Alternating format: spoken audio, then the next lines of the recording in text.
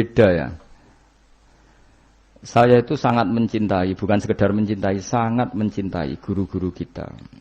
Ya, saya ini rungokno tenan ya. Saya sangat mencintai guru-guru kita, ya utamanya guru-guru kita kayak mas saya Sarang, mas saya, ya semuanya semua mas saya termasuk Lirboyo, Peloso, Sidogiri, semuanya Kudus, Kajen, Krapyak, semuanya kita mencintai, menghormati. Juga sangat mencintai NU, saya juga mencintai Muhammadiyah, semuanya kita cintai. Cuma kadang-kadang kita mau tidak mau harus beda. Beda satu bawaan pemikiran, kadang bawaan zaman. Nah karena beda itu kita ngeritik. Tapi ngeritik kan sebetulnya di hal itu saja, apa? Di hal. Kemudian orang menyimpulkan ngiranya dalam semua hal. Sehingga ulama mulai dulu mana tidak terima bahak. Hadisnya Nabi butuh penjelasan. Karena Nabi nak duko itu kadang ngendikan laisa minna. Tidak termasuk golonganku orang yang pernah menipu. Lah itu kalau begitu betul kan tidak ada umatnya Rasulullah SAW. Kowe gak sekedar pernah menipu, rezekimu kok bodoh nih. Orang terima sekedar pernah, rezekimu kok bodoh nih. Kowe iku laisa minnane entek ngamek. Tapi zaman itu ulama sudah mentakwil laisa minna min fitil kal khoslah di sisi itu. Apa? Di sisi itu. Misalnya kita beda dengan Wahabi, saya sering kritik Wahabi, tapi dalam hal yang saya kritik saja, dalam hal yang lain kita setuju. Misalnya tradisi mereka menghormati sahabat, kita setuju. Tradisi mereka merumat Masjid Haram, kita setuju. Tradisi mereka menghafal Quran, kita setuju. Tapi ada tradisi yang kita tidak setuju. Misalnya mereka sering nggak pati hormat sama ma'asirun nubuwah, tempat-tempat bersejarah. Jadi jangan kira kita, jadi kalau kita ngeritik ya di hal yang kita kritik saja. Itu pun karena kadang bawaan zaman, bawaan versi, bawaan tradisi. Terus kamu simpulkan. Misalnya kamu simpulkan, Gus Bak benci Wahabi ya enggak juga. Dalam hal yang kita tidak cocok. Yang kita cocok ya cocok kayak tadi misalnya. Sayyid Muhammad tuh kalau ngarang kitab, meskipun beliau beda dengan Wahabi, kalau muji ya biasa. Dalam hal yang sama. Apa? Dalam hal yang sama. Karena mereka bermakna. Ya misalnya nyun sewu misalnya pengajian umum, saya juga suka dari segi syiar, dari segi apa? Syiar. Tapi ada hal-hal yang memaksakan, itu mesti saya kritik. Wong karuan kiai cilik ning desa kok pengen pengajian akbar. Akhirnya panitiane door to door 2 wulan sedurunge pengajian. Angger wong ditari. Tapi kalau sudah levelnya memang pondok besar, buatnya besar, keuangannya besar, itu kan memang enggak berat. Tapi kalau yang desa-desa yang pengajian gede, 2 wulan apa 3 wulan? Oleh door to door itu. Wong nganti agar wong dijalukin apa? Sebab. Padahal kampung situ enggak butuh pengajian besar karena wong butuhe cek mabadik fikih. Lalu apa ngundang kiai level apa? Nasional. Tapi karena panitianya yang angkuh. Ya seperti ini harus dikritik, tapi bukan berarti kita membenci karena ya ada sisi baiknya, misalnya nah nyimpulkan rezekinya gitu. Misalnya ada orang alim soleh ketemu wong ayu di jalan tanya, sanging pundi mbak, sanging mriki. Sebetulnya ini murni hakul jar karena tetangganya dia takok. Berarti muamalahnya hakul. Terus wong alime ya terbatas. Oleh delok ora kok ngarep ngisor nganti dhuwur sak kadare. Terus bareng rugen roh, oh nak ngono jagoan mbek wong ayu ku oleh. Wong aku tahu ketemu wong alim ya jagungan mbek wong ayu. Lah itu jenenge kesimpulan. Kan terus sak karepe dhewe jenenge nyimpulno iku sak karepe. Di saya ulang lagi ya, ini sebagai napa kita niru Rasulullah sallallahu alaihi wasallam. Wong mukmin kabeh kudu salimus sadri, napa salimus terus selamat dadane. Kula hormat sama semua orang se-Indonesia yang memberi kontribusi pada agama ini, saya hormat.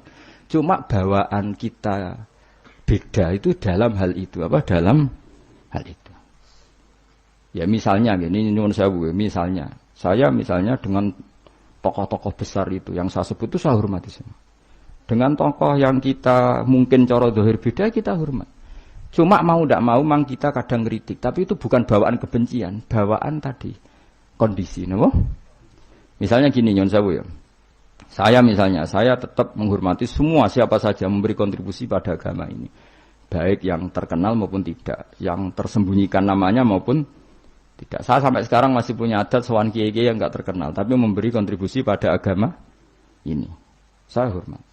Tapi yang tidak terkenal juga punya sisi negatif sebetulnya. Karena orang enggak bisa mengakses karena enggak. Yang terkenal punya sisi positif yaitu syiar. Tapi resikonya biasanya terkontinu, terrutinkan hanya ngomong-ngomong ketika ada acara besar. Tapi hariannya kurang bagus biasanya karena fokus apa? Ya fokus kebesaran tadi. Kalau yang kecil biasanya hariannya bagus, bikin madrasah, bikin diniyah, tapi nggak mudah diakses karena nggak terkenal. Ya itu bawaan manusia plus Sallallahu Alaihi Wasallam, didikan Kanjeng Nabi. Saya hormat sama tokoh saya termasuk tokoh negara. Saya hormat siapa saja karena tetap menjaga kestabilan, menjaga apa? Meskipun dalam banyak hal kita beda. Ya kadang beda itu kadang kita ngeritik. Itu bawaan ulama dulu.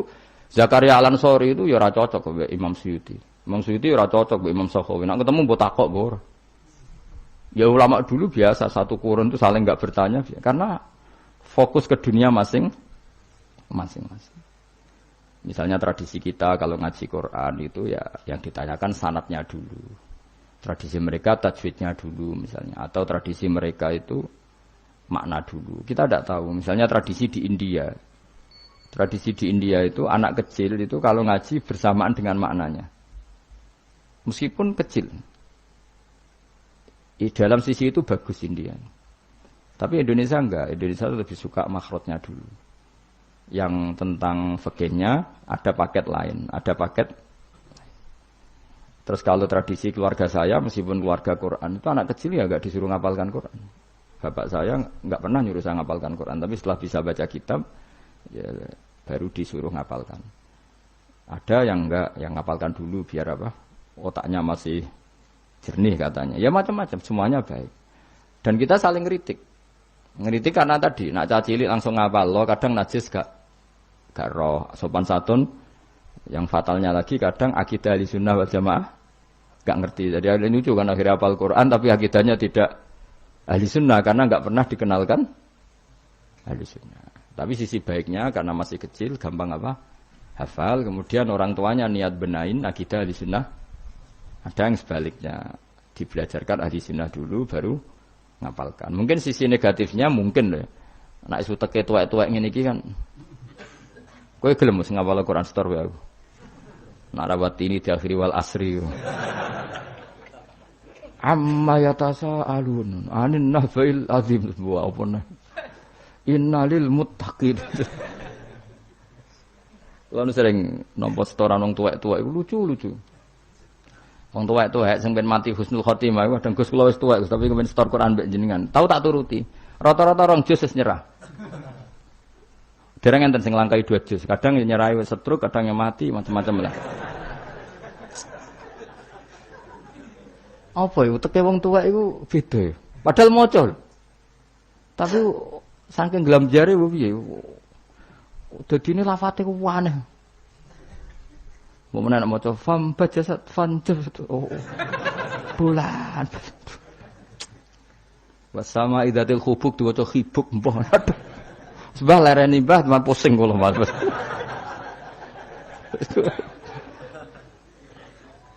Dadi duwe khayal dhewe lho. Ya seorang lagi ya kita tetap diru keinginan Rasulullah sallallahu alaihi wasallam wong mukmin iku salimus sadri napa? Salimus sadri. Sehingga niki tenan kula maklumatkan. Kula niku hormat. Siapa saja yang memberi kontribusi pada agama ini saya hormat. Tapi kalau ngeritik bukan berarti kebencian karena tadi ada sisi yang kita harus ngomong untuk menjaga kestabilan jalannya hadhis syariah. Misalnya saya dengan Pak Yusuf Mansur hormat. Saya dengan siapa saja dengan Ustadz Abdus Somad, dengan UAS, saya hormat. Tapi ada sisi yang kita harus ngomong karena banyak ustadz yang enggak terkenal tapi juga ikut memberi kontribusi agama ini. Makanya saya ngikuti yang tidak terkenal ini tak hormati. Tapi semuanya kita hormati dari segi syiar memberi kontribusi. Kalau yang sedang tidak cocok ya dalam hal itu saja. Fitilkal khoslah. Ingat-ingat apa? Fitilkal khoslah. Tapi jangan semuanya ndak. Kita semua dididik Rasulullah salimus sadri apa? Salimus sadri. Begitu juga saya dulu dengan siapa saja. Asal tadi semuanya itu demi niru Rasulullah sallallahu alaihi wasallam salimus sadri. Napa? Salimus sadri. Fal mukmin salimus sadri. Kita dalam hal misalnya masyarakat senang saya berlebihan. Misalnya orang Jawa Timur saya suka dari segi senangnya Kiai. Tapi saya juga sering kritik orang Jawa Timur. Meskipun yang senang saya lah. Ojo berlebihan. Karena kalau berlebihan seneng kiai terus sering sowan. Kadang anggaran gue belanja digo sowan. Sebenarnya saya bukan ngeritik sowannya, aslinya anggaran belanja disalamno template itu terus aku hukumnya iku piye. Kadang ini tak takoki kan sowan aku rombongan bis tak takoki. Lho lari-lari mboten sekolah, mboten napa-napa Gus, yang penting sowan kiai. Lah bocah kok diajari. Lah ngono iku rombongane kadang 3 dina, berarti ya borote, Bro. 3 dina. Jadi saya ngeritiknya itu dalam hal itu saja, tapi mahabbahnya kita seneng, tapi kaifiahnya kadang tidak cocok. Ini perlu dicatat. Jadi hanya seperti itu. Kalau jenengan ini seneng ngaji ya seneng, tapi itu sama tak kritik. Karena tadi wis gawa 3 perangkat kok gak paham. Wah, nih wis gawa kitab, gawa pulpen, gawa rekaman. Ini kan sudah mengalahkan ulama dulu. Karena ulama dulu tidak bawa. Tapi kok ilmunya jauh ini ada apa ya? Ya tadi kalau suwon kita benana wa benal mukminin kudu aja ana khil wala taj'al fi qulubina ghillal lil ladzina amanu. Kulo hormat sama semua tokoh-tokoh hormat. Kulo sama acara-acara besar ge kulo hormat. Cuma tetap kita sebagai ahlul ilm mengingatkan ada orang yang berjuang tuh enggak terkenal, ada orang yang berjuang enggak dapat apa-apa. Kita harus ngomong supaya orang ini juga diapresiasi. Tapi yang syiar ya kita hormati karena agama ini butuh syiar. Terus saya sama tokoh-tokoh DPR itu ya akrab. Ya banyak yang saya sering ketemu saya ngaji. Tapi dalam hal yang kita tidak cocok yang ngeritik. Mereka mungkin yang ngeritik kita enggak apa-apa tapi hormat. Jadi eling-eling ya. Ini dawuh saya Imam Sa'roni. Saya nerangkan dalam konteks ilmu. Ini dawuh Imam Sa'roni. Kalau Nabi ngendikan laisa minna evitilkal khoslah. Bukan berarti dia menjadi murtad karena laisa. Nah, kalau makna sebenarnya kan laisa minna orang itu menjadi murtad. Orang termasuk golonganku wong sing tahu bodoh nih. Mau sekedar pernah itu tidak termasuk golonganku. Lah nek iku tenan maknane hakikat sing umat Nabi sapa? Semuanya pernah bodoh nih Pak sering? Sering. Kadang rezekinya ya dari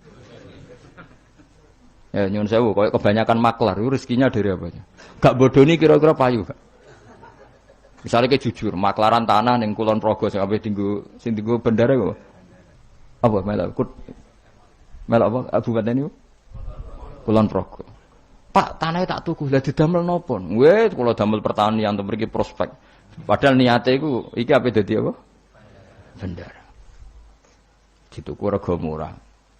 Misalnya temen ngene, mungkin Jember dari bandara, Pak. Mung Jember regane larang, mung dereng larang kalau tak tumbas, Pak. Gelem ta ora wong iku. Misale jujur ngono.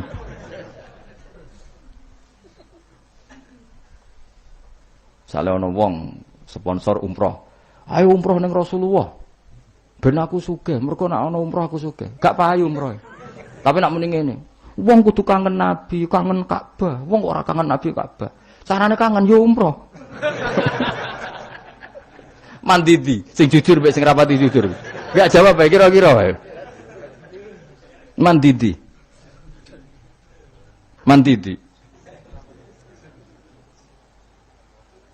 Lha iku misale terus hadis laisa minna iku maknane apa? Pakai kabeh. Jadi seorang lagi ya, jadi Jokulino nyimpulkan karena nyimpulkan itu resiko. Karena tadi konteks fikih itu jelimet konteks fikih itu. Jadi misalnya ada orang alim soleh ketemu perempuan cantik, bawaan tonggo takok. Ini kan sebetulnya memang termasuk istisna dimaklumi. Nak ketemu faktor tonggo, faktor belajar, faktor berobat kan nazarul ajnabi dan ajnabiyah pengecualiannya kan apa?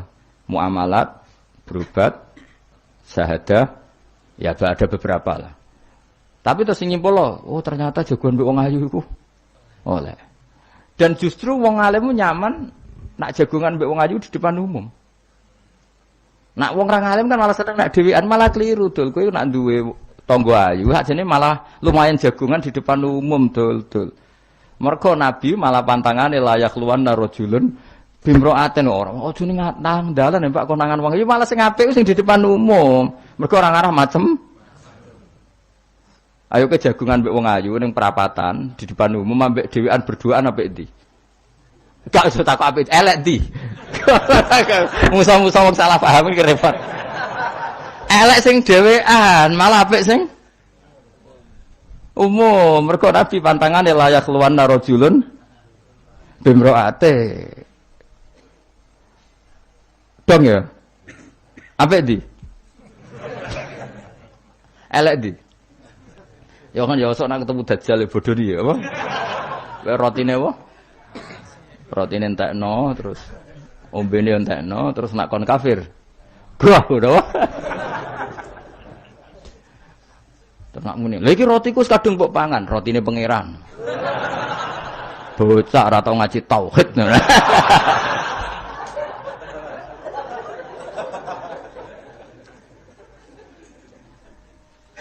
Ya jadi saya ulang lagi ya, jadi kita sama semua yang memberi kontribusi pada agama ini kita hormat. Cek terkenal, cek ora terkenal. Tapi dalam hal yang kita tidak cocok kita harus ngeritik. Tapi jangan kebencian. Saya ulang lagi jangan. Karena kalau nggak ada ngeritik repot. Kayak tadi, saya yang ketermaksa ngeritik wiridan. Mana ada orang soleh ngeritik wiridan? Tapi harus saya ingatkan, sebagian wong eling pangeran itu sebenarnya eling nafsunya Dia ngajukan proposal kepada Allah. Gayanya wiridan, tapi sebenarnya ya itu tuh. Lah nek ini seneng Allah tenan dijak bakas halal haram kan suka. Mergo iku ketentuannya Allah Subhanahu. Malah kadang mending ngene, ngaji halal haram ora penting, sementing ndonga. Mergo ndonga mukhul ibadah. Ndarane ngaji ra penting kok sarap, ngaji kok ora penting.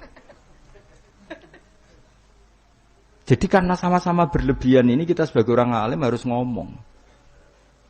Akhirnya kita proporsional. Ya ndonga iku sak kadare tetep di bawah ilmu. Saya ulang lagi di bawah ilmu. Jadi ngamane ndonga bar salat wapalane akeh. Bareng takoki rukune salat yo sak kiai takoki. Kowe bar salat wiridamu akeh, bareng takoki rukune salat piro? Mikir, tak warai 17. Ana sing darani 14, sing ilang apa? Mikir meneh.